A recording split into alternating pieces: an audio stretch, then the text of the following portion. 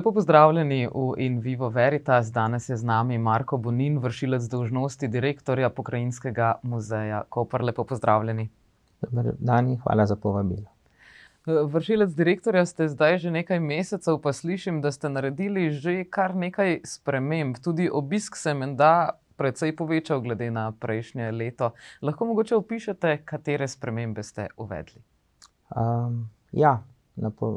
Delovno mesto zasedam od 1. septembra, tako da že pred poletjem, ko je bila vršilka dolžnosti Tina Novak Pucer, smo določene spremembe uvedli. To se pravi, povečali smo obisk v smislu prireditev, zunanji najemniki so pri nas, tako da dajemo tudi prostor v najem za koncerte, za predstavitve knjig, za kakšne podelitve diplom v sodelovanju, z univerzo, z Mestno občino Koper, z Društvom prijateljev glasbe. Tako da takih stvari imamo v letošnjem letu kar precej, tudi v mesecu decembru mislim, da so 4 oziroma 5 dogodkov, med njimi tudi koncerti. Tako da v to smer. Drugi del je povezan z pedagoško službo, z dejavnostmi na pedagoškem področju, kjer naša pedagoginja izvaja redni program, to se pravi za osnovne šole, tudi za srednje šole, za vrtce, delavnice, ki so ob sobotah, oziroma poletne delavnice. In tudi posamezniki so po teh 2 letih bolj kot ne zaprtja javnih inštitucij ponovno pričeli hoditi v kulturne inštitucije, bodisi gledališča oziroma knjižnice, tudi v muzej. In je letos kar povečan obisk v smislu skozi celotnega leta. Tako v naši glavni palači, na Kidričevi ulici, kakor tudi na etnološki zbirki. Pokrajinski muzej Koper ima več dislociranih enot.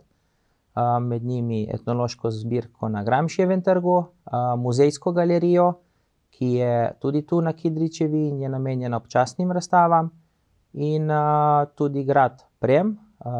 Pokrajinski muzej Koper pokriva vse 4 obalne občine, Ilirsko Bistrico, Hrpelje, Kozine in del Divače, tako da imamo obsežno področje, in v Ilirski Bistrici je grad Prem. Recimo z novembrom smo uvedli prost vstop vsako prvo nedeljo v mesecu. Prost vstop je tudi na vse začasne oziroma občasne razstave, ki jih imamo, tako v galeriji, kakor v atriju muzeja. Mislim, da je potrebno, da se muzej odpre javnosti, da javnost prihaja na naše dogodke, kot so recimo srečanja z dediščino, ko imamo pogovorne večere, ki so bili včasih, potem nekaj let tega nismo izvajali in so ponovno sedaj nekako to obudile, predvsem naši 2 arheologinji, ki so skrbele za to, in so prav tako brezplačne. Tako da počasi si želimo nekako priti na zeleno vejo glede obiskovalcev, da pridemo tam, kjer smo bili pred leti. Kako pa je s šolami? Šole vas verjetno redno obiskujejo. 9. razredi recimo so redni obiskovalci novejše zgodovine, saj vemo, da v 9. razredu pride od 1. svetovne vojne oziroma 20. stoletje v učni program, tako da so kar večina osnovnih šol na Obali si je ogledala novejšo zgodovino z vodstvom, z delovni listi, tako da so približno 2 šolski uri preživeli na tem oddelku. Tudi letos moram povedati, da smo pred dobrim tednom dni ponovno odprli novejšo zgodovino, prenovljeno, saj je Mestna občina Koper uspela pridobiti sofinanciranje s strani Ministrstva za kulturo za prenovo stavbe. To se pravi, smo obnovili streho, sam prostor in tudi postavili začasno razstavo, ki smo jo razširili. To se pravi, naš kusto za novejšo zgodovino je nekako predvidel razstavo, ki se ne bo končala tako kot do zdaj, leta 53-54, ampak do vstopa Slovenije v Evropsko unijo. to se pravi 2007-2008, kar smo podaljšali to obdobje razstave za 50 let. In mislim, da bo še bolj zanimiva za devetošolce, tako da si bodo lahko nekako do aktualnosti skoraj da ne pogledali razstavo. In tudi ostali manjši, to se pravi, če govorimo o prvi triadi, prihajajo na vodstva po palači, za delovnimi listi, recimo etnologija je taka, kjer so vrtci, kjer imajo razne ročne spretne aktivnosti prilagojene otrokom do 6. leta, tako da imamo različne programe, ki jih izvaja pedagoški oddelek za različne starostne skupine. To je pa kar precej bogato dogajanje. Vaš javni zavod je bil sicer ustanovljen šele 22. decembra leta 2004, ampak verjetno je bila muzejska dejavnost na tem področju že prej. Torej gre letnico 2004 pripisati samo ustanovitvi javnega zavoda. Kdaj pa se začne muzejska dejavnost?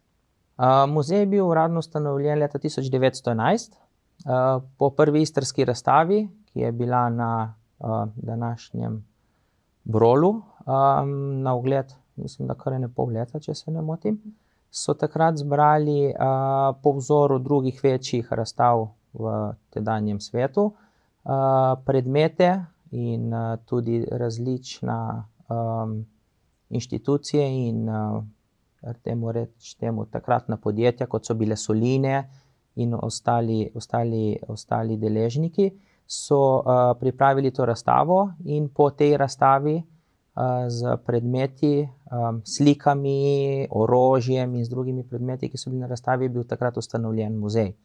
Tako da od takrat imamo kar bogato zbirko, umetnostno-zgodovinsko, kulturno-zgodovinsko, kjer so notri ure, svečniki, svetila, orožje, kar nekaj predmetov. Tako da ja, je že kar dobro stoletje star muzej. Orožje ima tudi svojo posebno zbirko, če sem prav ugotovila. Mogoče katero od teh orožij še uporabno? V kako dobrem stanju so ta orožja?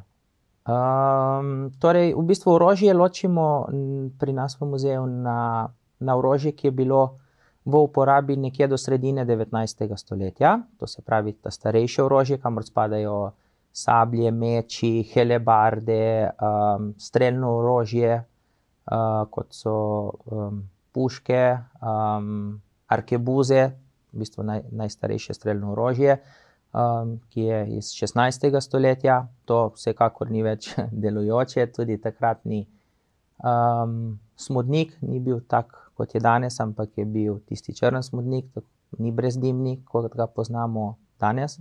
Tako da to orožje bi bilo dokaj težko spraviti v delujoče stanje.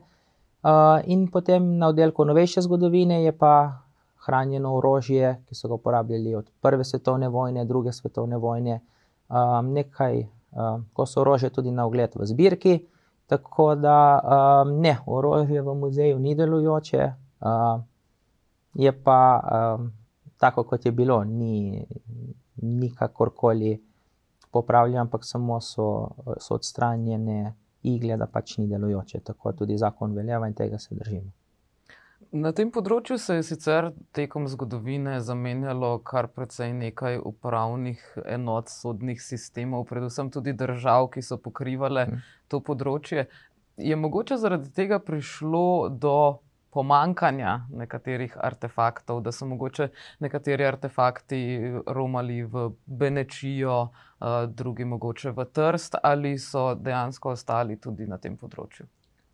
Kar nekaj predmetov mislim, da je vseeno ostalo tukaj. Koper kot glavno mesto Istre je imelo svojo komuno, je imelo svojo armerijo, Levigrad, ki je pač bil neka prepreka pred vstopom v mesta. Tako da marsikaj se je ohranilo, določene stvari so bile seveda tudi odnešene, v smislu tega, da so družine, ko so odhajale, tisto, kar je bilo njihovo, so seveda vzele s seboj. Mislim, da je povsem jasno, da kolikor je bila družina lastnica stanovanja, hiše v Kopru in so se odselili. Tisto, kar se jim je zdelo primerno, da so odnesli sabo, so tudi odnesli. Letos pomladi smo na dražbi v Trstu, ki je bila v dražbeni hiši Stadio, uspeli pridobiti oziroma kupiti 7 predmetov, 5 slik in 2 daguerreotipiji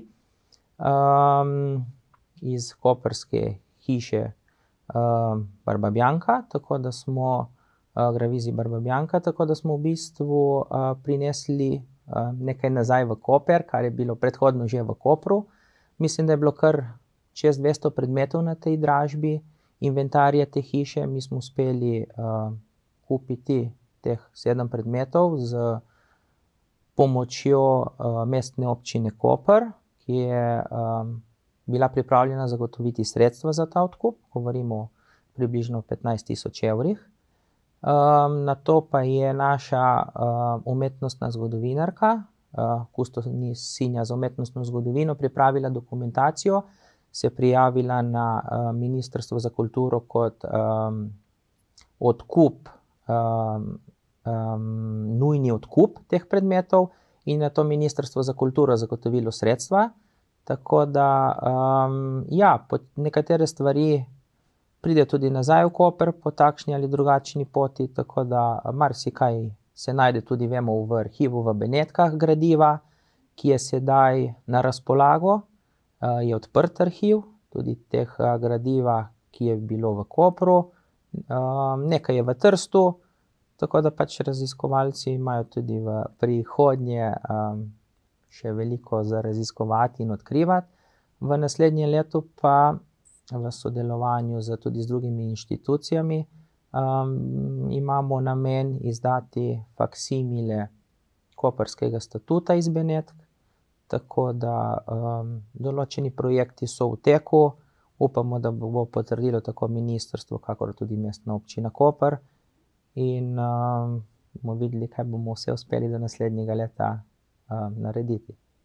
Delate kaj tudi na področju, da ne rečem, popularizacije muzejske dejavnosti? Muzeji po Evropi se danes na primer približujejo obiskovalcem tudi na način, da jim omogočajo razne igrice za otroke ali kakšne interaktivne predstavitve. Verjetno je težko stopati kot muzej v korak s časom, kjer je marsikaj dostopno že s klikom, vi pa si seveda želite, da bi obiskovalci prišli k vam ogledati si artefakte in zgodovino v živo.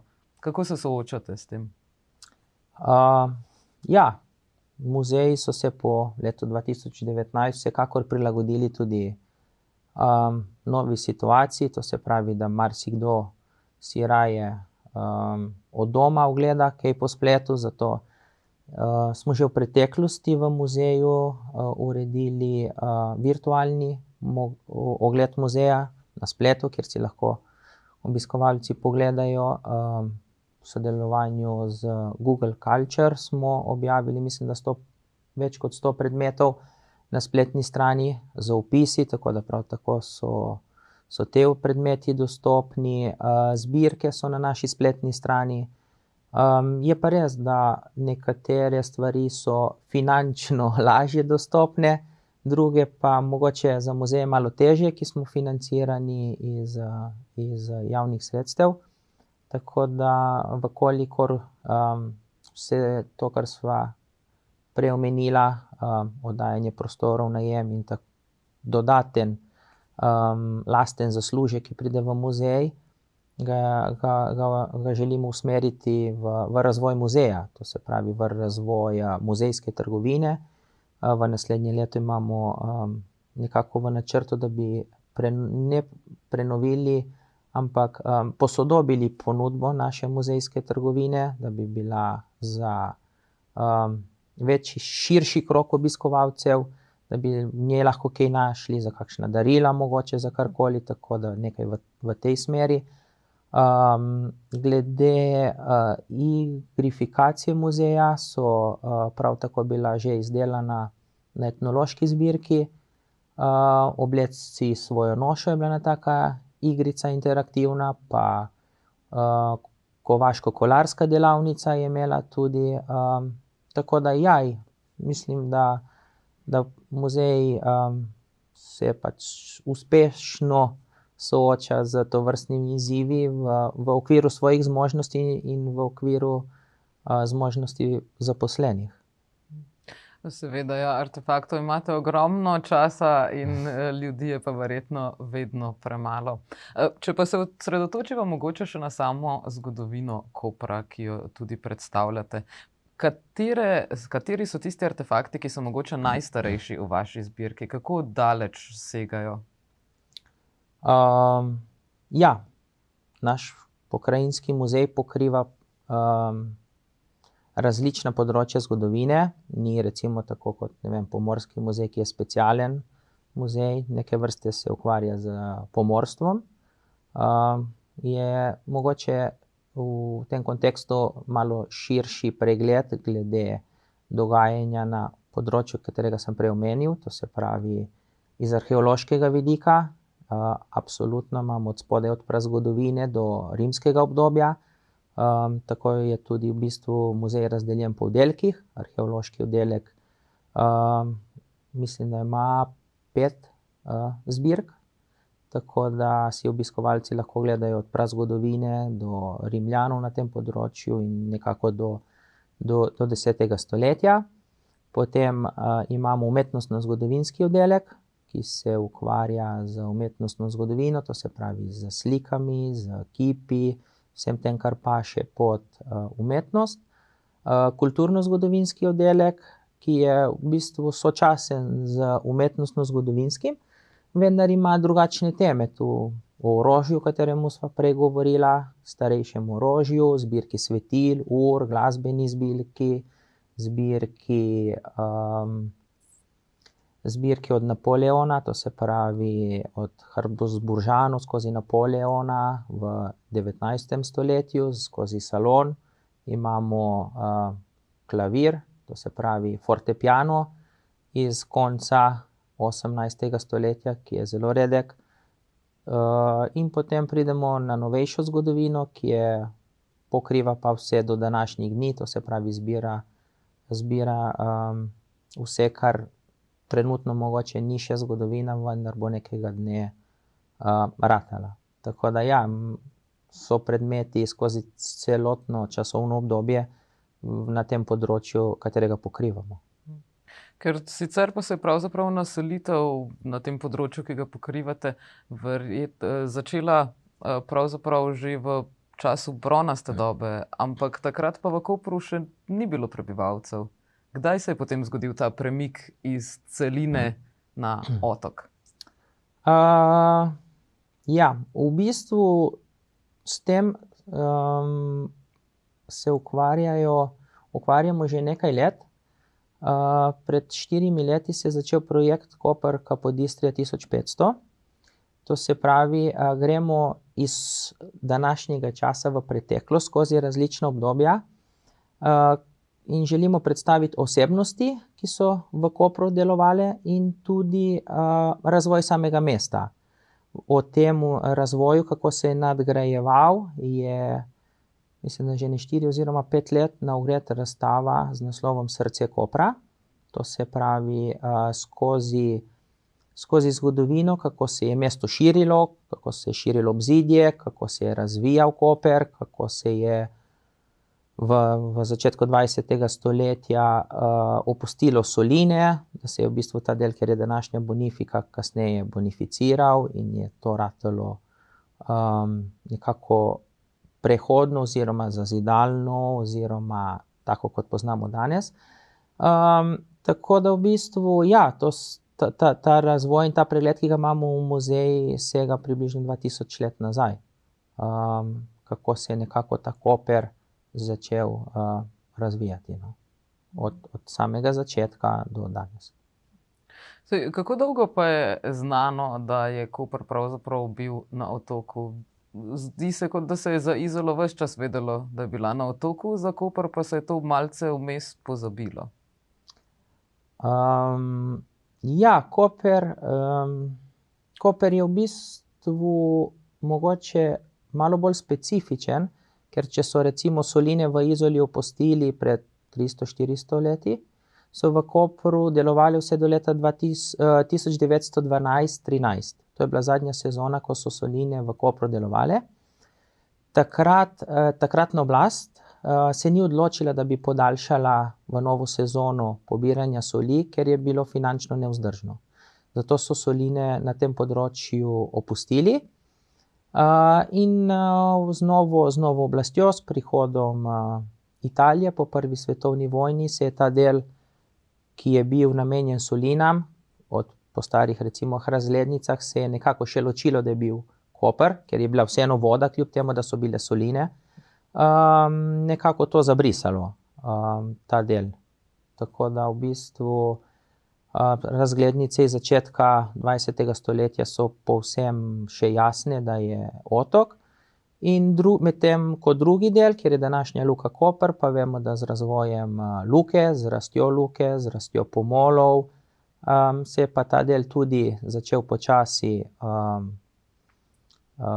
zasipavati, da so lahko naredili terminale, kateri so danes, in vsemu temu skupaj nekako potem še v 70. letih dodala železnica, ki je prišla skozi Črnikal po današnjem prvem tiru, drugega gradijo sedaj, in je vse skupaj še pospešila, no? Tako da se je kasneje ves ta del otoka nekako zabrisal.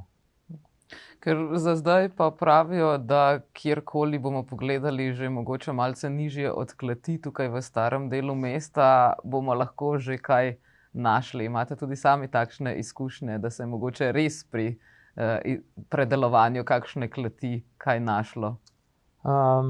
Ja, saj konec koncev že, ko so pred leti želeli narediti garažno hišo na današnjem Muzejskem trgu, so naleteli na 2 cisterni za vodo.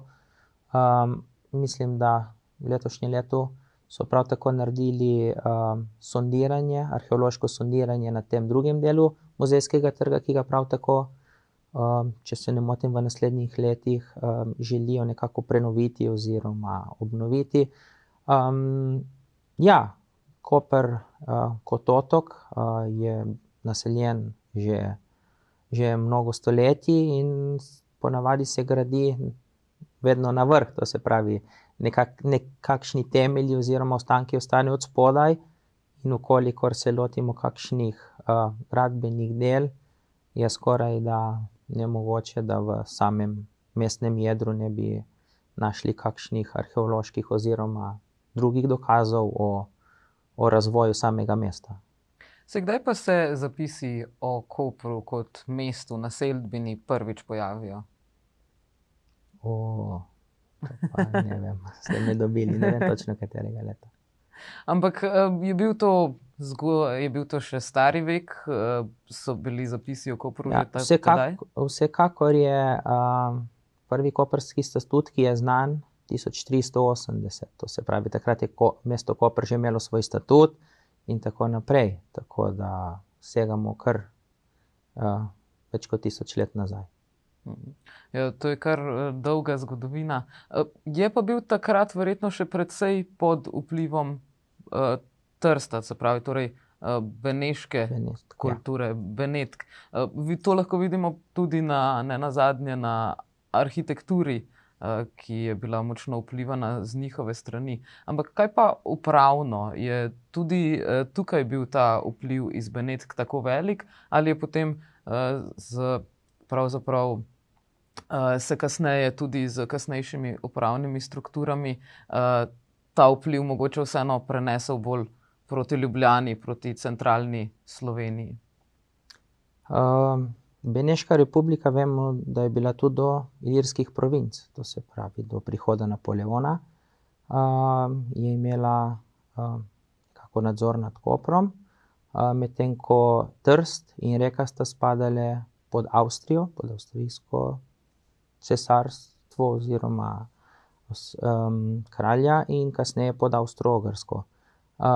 Z odhodom Napoleona so ta del potem je nekako prevzela avstrijska oblast in je pač z Dunaja, tako kot prej z Benetk oziroma prišla ta oblast. Kasneje, ko je bila Italija tu, vemo, da so bili po prvi svetovni vojni nekako prisotna država Italije na tem območju. In če gremo naprej, je po letu 42-43 za približno 2 leti bila nemška država oziroma takratna Republika Nemčija in kasneje Jugoslavija. Tako da marsikakšno oblast smo zamenjali in temu primerno je bil tudi nek center, iz katerega se je ta oblast vodila, različen. Ali so bili Benetke, ali je bil Dunaj, ali Rim oziroma ostale takratne, recimo temu, prestolnice držav oziroma kraljevin. Kdo bi rekli, da ima zdaj večji vpliv? Danes pač Koper vemo, kam spada pod Ljubljano, to se pravi, je Ljubljana glavno mesto Slovenije in tu se pač nekako iz tega vidika, upravno gledano, je center Ljubljana. Mislim, da se pa Koper kot četrto največje mesto v Sloveniji, v smislu gospodarstva in vsega ostalega, razvija, mislim, da v nekem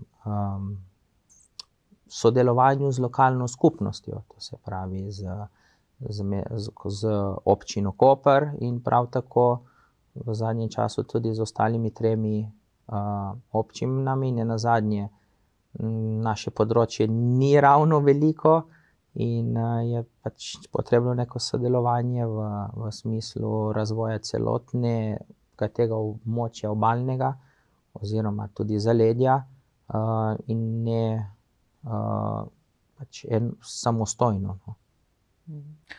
Pokrajinski muzej je vendarle tudi institucija, ki povezuje celotno to pokrajino. Bi se strinjali s tem? Ja, vsekakor, glede na področje, ki ga pokrivamo, in tudi na zbirke, katere so prikazane, želimo nameniti celotnemu področju kar se da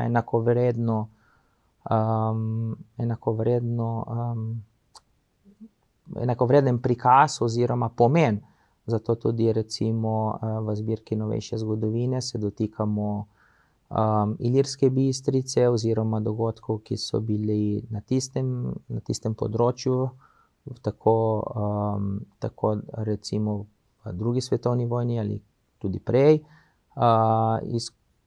Sodelujemo tudi z Škocjanskimi jamami, sodelujemo tudi z občino Izola pri Kaštelirju nad Kortami, kjer je arheološki park, za katerega pač nekako skrbi naš muzej. Tam je tudi tisti bronasti kužek, kateri je na ogled v naši zbirki. Tako da mislim, da kar se da korektno predstavljamo zgodovino celotnega tega območja in ne samo občine oziroma mesta Koper. Zanimivo, da je tudi vse do Ilirske Bistrice, ker mnogi Ilirske Bistrice na primer ne štejejo direktno pod Istro.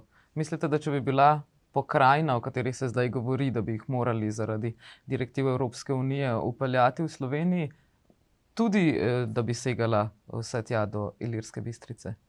V bistvu tudi občina Divača je razdeljena. Južno od železnice pokriva naš muzej, kar je severno od železniške proge spada pod Goriški muzej.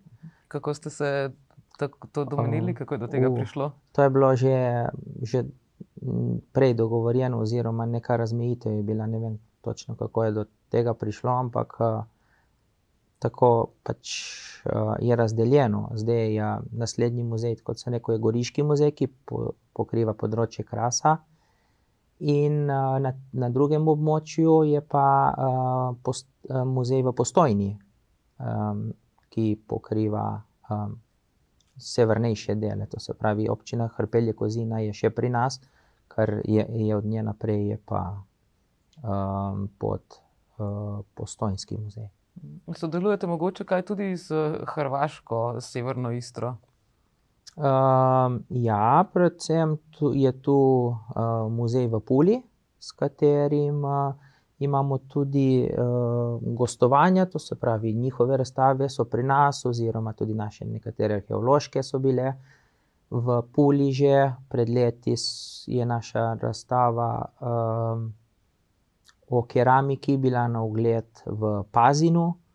Tako da vsekakor, ja, mislim, da je pomembno to čezmejno sodelovanje, tako z italijanskimi inštitucijami, predvsem na področju Trsta, ki nam najbližji, in tudi na Hrvaški. Tudi v naslednje leto si želimo pripeljati eno razstavo iz muzeja v Puli na ogled.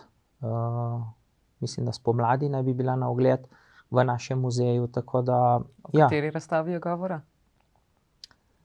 O razstavi, naslov je, mislim, da o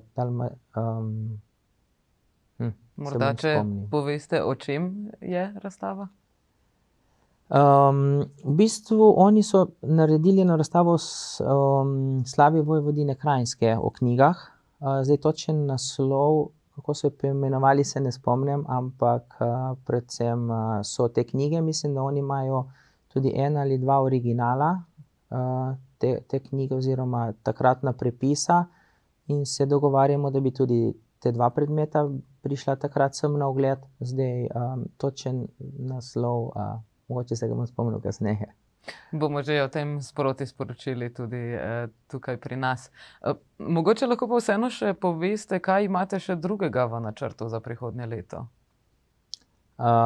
Ja, kar nekaj razstav pripravljamo.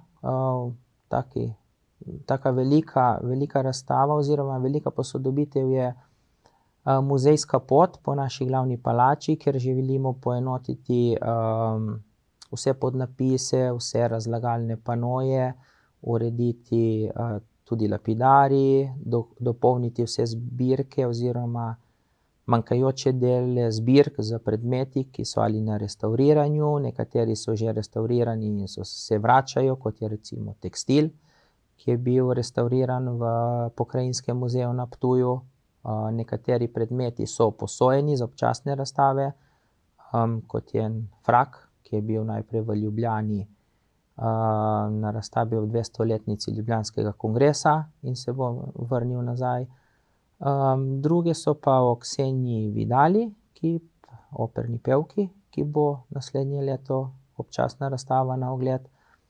In potem so še razstave, gostujoče razstave, ki bodo v naši muzejski galeriji. To in eden večji projekt je pa vsekakor stalna zbirka novejše zgodovine. Kot sem prej omenil, oziroma je občina letos pridobila sredstva za prenovo stavbe in trenutno je na ogled samo začasna razstava. To začasno razstavo je potrebno oblikovati, narediti stalno razstavo, za kar je glede na kvadraturo, ki je okrog 320 kvadratnih metrov, velik finančni strošek, in v naslednjih letih si želimo postaviti novo zbirko. Tako da to so prioritete glede samih zbirk. Vsekakor pa v naslednjem letu si želimo oziroma se dogovarjamo, da spremenimo urnik odprtosti muzeja, da bi bil bolj prijazen do obiskovalcev, tudi do turistov. Mislim, da Koper kot turistično mesto čez poletje v večernih urah ne more imeti zaprtega muzeja, tako da tu se dogovarjamo, da bi bil urnik drugačen in da bi tudi obiskovalci mestnega jedra si lahko zvečer, vsaj julij in avgust, ogledali muzej tudi v večernem času. Občasne razstave so brezplačne, tako da nekako se odpiramo tudi v smeri dostopnosti, v smeri Kaj pa dostopnost oseb s hendikepom, tudi na tem, kaj delate, ker sploh staro mestno jedro ima pri nekaterih starejših stavbah že otežen dostop za recimo osebe z invalidnim vozičkom, potem pa imamo tukaj mogoče še tudi ljudje, ki so slepi ali slabovidni. Tudi v tej smeri izboljšujete dostop? Ja, že leta 2016, ko je bila prenova muzeja, smo takrat nekako uredili klančine, da se da vsaj v muzejsko recepcijo, v atrij in do sanitarij, da je dostop omogočen z vozičkom. Prav tako smo pred leti šli v nakup takega goseničarja, da v bistvu lahko osebe pripeljemo tudi v višja nadstropja. Žal dvigala nimamo. Upamo, da se bo tudi v naslednjih letih mogoče pojavil kakšen razpis, na katerega bi se lahko prijavili, da bi v glavni palači dobili dvigalo, kar bi olajšalo marsikomu ogled, sploh če vemo, da je v drugo nadstropje kar precej stopnic. V to smer. Tudi v prenovi muzeja oziroma v prenovi te muzejske poti, v kateri sem prej omenil, v naslednjem letu želimo slabše vidnim osebam omogočiti, da si nekako vsaj začutijo del muzeja z raznimi kotički, kjer lahko kopije predmetov taknejo, se z dotikom, z obliko teh predmetov nekako začutijo, o čemu je govora v našem muzeju. Prav tako imamo v naslednjem letu namen nekako našo spletno stran posodobiti oziroma prilagoditi tudi osebam, ki slabše vidijo, z različnimi barvami ozadja, z izbiro velikosti črk. Tako da se trudimo tudi na tem področju, da bi postali dostopnejši. Vsekakor boste s tem zagotovo marsikoga razveselili. Kako pa se v muzeju na primer lotevate tistih tem, za katere bi mogoče sami smatrali, da so bili zgodovinski mejniki v razvoju Kopra? So mogoče kaj posebej izpostavljene ali so tem namenjene te posebne zbirke? Kateri sploh so pravzaprav za vas tisti glavni mejniki v razvoju mesta? V bistvu, tako kot sem prej omenil, so zbirke razdeljene po področjih. Znotraj vsakega področja se kustos, ki je zadolžen za postavitve zbirk, odloči, katere predmete bo postavil na ogled in kateremu predmetu bo posvetil največjo pozornost oziroma se mu zdi najpomembnejši. Temu se tudi potem prilagodi ostala postavitev zbirk. Lahko mogoče kakšnega vsekakor so recimo slike Kopra, recimo, če vemo, kot sem prej omenil, zbirko med Habsburžani in Napoleonom, kjer je predstavljen razvoj Kopra v začetku 19. stoletja, recimo rimsko obdobje. Potem imamo nastop Avstro-Ogrske z združitvijo, to se pravi, nekako takrat je tudi zbirka novejše zgodovine začenja to svojo pot, to svojo predstavitev in je znotraj tega predstavljena. Vemo, da tudi kasneje z nastopom Jugoslavije na tem področju je nekako predstavljeno. Moramo pa vedeti, da so obiskovalci Pokrajinskega muzeja Koper različni, to se pravi že po starosti. Je potrebno prilagoditi za vsako starostno skupino posebej to predstavitev oziroma kako z njimi skomunicirati. V zadnjih oziroma že kar nekaj let so tudi stalni gostje tujci, ki pridejo z ladjami v Koper, njih predvsem zanima novejša zgodovina, sploh druga svetovna vojna, kar je spet svojevrsten izziv, da v bistvu prilagodi odgovorni kustos zbirko tako njim, kakor recimo osnovnošolcem. In iz tega vidika se potem tudi vsak posamezno odloči, kateri predmet bo v zbirki, kateremu, kot sem že prej dejal, nameni več pozornosti oziroma ga predstavi mogoče na drugačen način.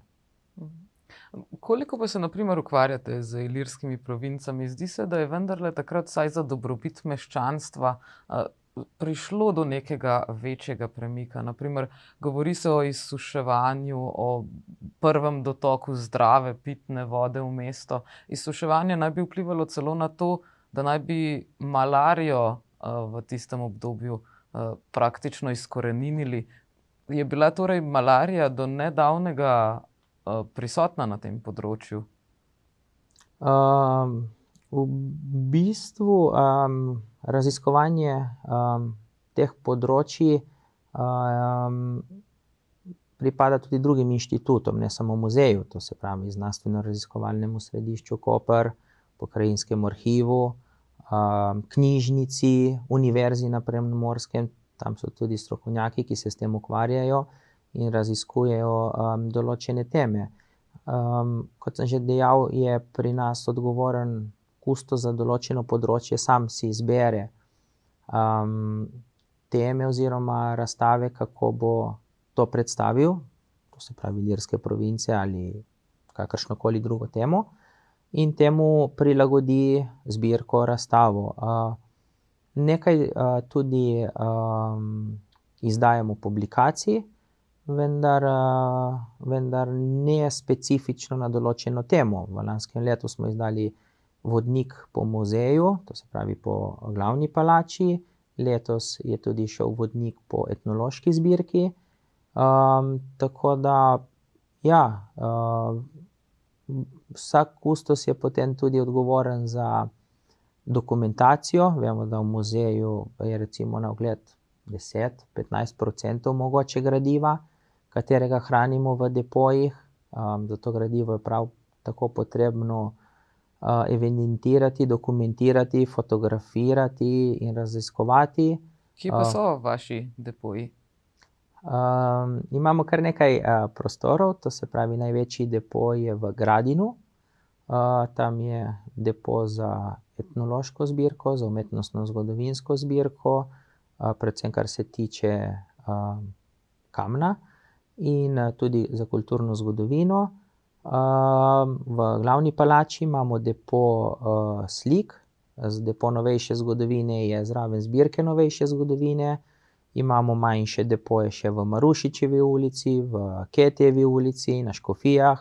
Tako da imamo kar ogromno prostorov, ki so sicer manjši, in tudi v bodoče bo prihajalo ogromno gradiva, predvsem arheološkega gradiva, iz raznih izkopavanj. Sedaj ob izkopavanju za drugi tir so naleteli na zanimive najdbe, mislim, da rimske vile, če se ne motim. Tako da marsikaj iz tega gradiva zakonsko moramo mi potem to prevzeti in primerno hraniti.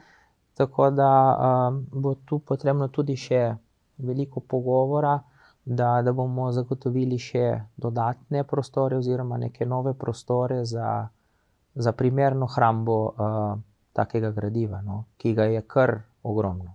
Kaj pa pomeni primerna hramba? So to prostori brez vlage, z vlago, veliki prostori? Ja, v bistvu vsekakor je najboljše, da je konstantna vlaga in temperatura, ne sme biti prevelikih nihanj. Vlaga nekako naj bi bila tam med 40-45%, nekje do 55%, tudi temperatura ne sme biti previsoka poleti. Po zimi tudi pod neke določene temperature ni priporočljivo, da gre, recimo, kolikor vem, za tekstil je boljše, da je malo na hladnejšem kot na toplejšem, kasneje propada. kasneje se začnejo opaziti znaki propadanja. In ja, tudi dovolj veliki prostori, to se pravi, da z predmeti, ki imajo, ne vem, razni kipi oziroma drugi večji predmeti, ki imajo tudi svojo težo, da se primerno z njimi lahko rokuje, da jih damo na primerne stelaže, police, da so pokriti z brezkislinskim recimo papirjem, da ni direktne svetlobe, predvsem UV-svetloba škodi predmetom, tako da so v temnejših prostorih. Ja, so pač predpisi in zakonodaja glede depojev je jasna in tega se moramo držati. Za obiskovalci muzeja smo vam hvaležni, da se tega držite, da lahko tudi kaj vidimo. Mimogrede, katero pa je bilo vaše področje, s katerim ste se ukvarjali, preden ste postali vršilec dolžnosti direktorja? Kulturna zgodovina, to se pravi, sem se nekako ukvarjal z starejšim orožjem. Prevzel sem potem tudi skrb za glasbeno zbirko in za zbirke v zgornjem nadstropju med Habsburžani in Napoleonom, ki so bile že postavljene. To jih je nekako predhodnica moja tudi postavila.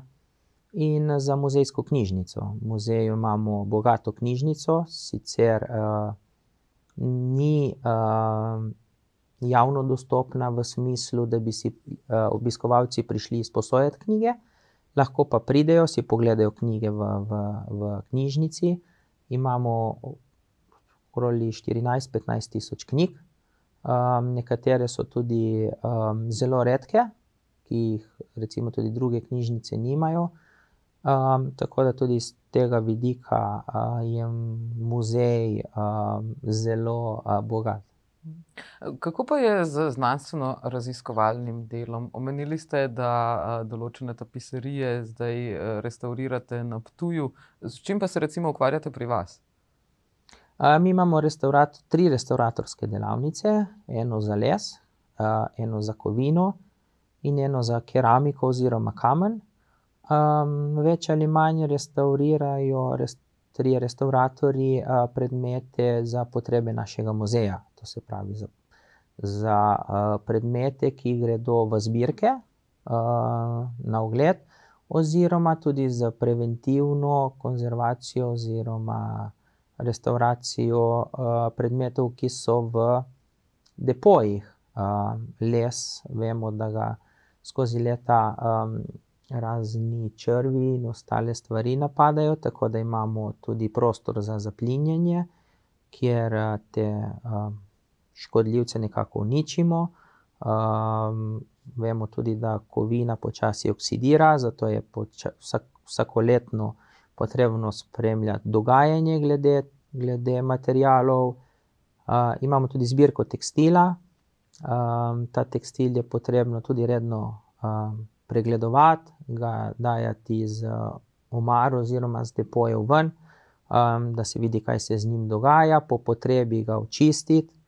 Tako da ja, imamo tudi delavnice za restavratorsko področje, ki dobro delujejo. Kaj pa določeni spomeniki, ki jih lahko vidimo na javnih prostorih, torej umetnost in situ, ali je to tudi nekaj, za kar skrbite vi? Ja, v bistvu mi skrbimo za predmete, ki so v muzeju, in potem tudi v dogovoru z Zavodom za spomeniško varstvo, če zavod oceni, da je kakšen predmet v nekem javnem mestu mogoče ogrožen, se potem poskušamo dogovoriti, ali ta predmet mogoče prevzamemo mi, se naredi neka kopija, katero se da na tisto mesto, oziroma se tisti predmet mogoče kako zaščiti, no. Zdaj, da bi pa prav hodili po samem mestu oziroma po okolici in da bi vseh povprek restavrirali predmete, to žal ne časovno, ne z močmi restavratorja, ki imamo, ni izvedljivo. Pa mogoče vseeno takole z očesom zgodovinarja, kdaj hodite tukaj po starem delu Kopra in si rečete, Madona, tale bi pa rabil nekaj restavracije. Ja, določene stvari bi bilo vsekakor, tudi če ne restavrirati oziroma narediti kopije, vsaj nekako preventivno zaščititi, da se jih pred raznimi zunanjimi vplivi vsaj nekako zaščiti, da propadejo počasneje. Tu od kipov do raznih stavb, do drugih stvari, ki žal vemo, da ko so predmeti na zunanjem zraku, konec koncev živimo v mestu, ki je tik ob morju, tudi sol počasi uničuje predmete. Vemo, da pozimi, ko zmrzne, če gre kakšna voda v kamen, počasi poka. Tako da te stvari se da nekako ublažiti, ne preprečiti, ampak vsaj ublažiti, da je propadanje počasnejše. Kdaj pa se odločite, da je nek artefakt dovolj v slabem stanju, da ga ni več vredno obnavljati? V bistvu te predmete, ki imamo v muzeju, že ko jih prevzamemo, vidimo, v kakšnem stanju so. Ali so potrebni neke konzervacije ali restavracije oziroma kakšnih posegov. Vsak muzej ima tudi svojo zbiralno politiko. To se pravi, katere predmete naš muzej prevzame, katere predmete vzame Pomorski muzej, ki pač tudi vemo, da pokriva to območje, vendar se ukvarja z drugačnimi predmeti kot mi. Recimo oni imajo Solinarski muzej, imajo Tonino hišo, ki je oljarna, stara v Svetem Petru. Nekaj predmetov recimo v Svetem Petru, v Tonini hiši je tudi naših, ki so tam izposojeni na revers. To je praksa med muzeji, da si predmete nekako izposodimo oziroma na revers so pri nas ali pa pri njih na ogled. Na revers pomeni kaj? Na revers, to se pravi s pogodbo, ki se jo lahko kasneje obnavlja, in posodimo predmet in oni zanj skrbijo, tako kot pač veleva zakon. Da nekatere stvari lahko tako tudi iz depoja premaknemo v zbirke oziroma na ogled obiskovalcem, saj smo omejeni vsi skupaj z prostorom, katerega imamo na razpolago za razstavno dejavnost. Torej, prostora ne bo nikoli premalo, ampak vam zaenkrat vsaj služi ta prostornina, ta kvadratura, ki jo imate? Ja, mislim, da so zbirke oziroma prostor, kateri je namenjen zbirkam, popolnjen. Novejšo zgodovino smo, kot sem rekel, letos prenovili, jo moramo še dopolniti, da bo na ogled po celotni površini, tako kot je bilo včasih. Je pa tu predvsem problematičen vidik depojskih prostorov. Ne samo naš muzej, vsi muzeji v Sloveniji oziroma večina in tudi druge javne inštitucije imajo problem s skladišči oziroma z depoji, za hranjenje vsega, kar pride v inštitucije, bodisi knjižnica, arhiv, kdorkoli drugi. Tako da nismo mi tu kakšna posebnost na tem področju. No, vsekakor upam, da boste dokazali, da vendarle ste posebni vsaj obiskovalcem, ki jim zdaj na novo odpirate vrata. Zagotovo se bomo oglasili pri vas, ko dokončno obnovite zbirko. Najlepša hvala, Marko Bonin, da ste si vzeli danes čas, da ste se oglasili v našem studiu. Hvala za povabilo. Lepo povabljeni pa tudi vi, dragi gledalci, da se v kateri od izpostav Pokrajinskega muzeja Koper oglasite tudi sami. Kot slišite, imajo veliko za ponuditi. Ostanite pa seveda tudi na Megafon TV, tudi mi imamo marsikaj za ponuditi. Lep pozdrav.